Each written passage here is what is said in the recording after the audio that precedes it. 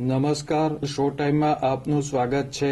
Bhavnagar Talaja highway પર આવેલ ત્રાપત ગામ નજીક એસટી બસ અકસ્માતની ઘટનામાં બસના કંડક્ટરનું મોત નીપજ્યું હતું, જ્યારે 7 થી 8 જેટલા મુસાફરોને ઈજા થઈ હતી।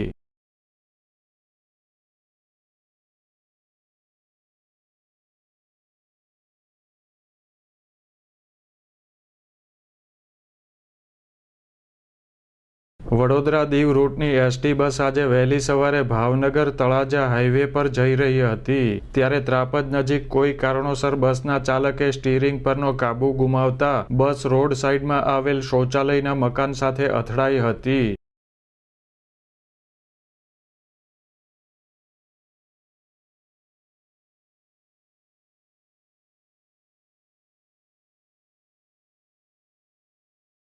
અકસ્માતની આ ઘટનામાં બસના કંડક્ટર વિપુલભાઈ વસોયાનું ગંભીર ઈજા થવાથી મોત નીપજ્યું હતું, જ્યારે બસમાં મુસાફરી કરતા 7 થી 8 જેટલા મુસાફરોને નાની મોટી ઈજા થતાં તેમને ભાવનગર અને તળાજા હોસ્પિટલ ખસેડવામાં આવ્યા હતા।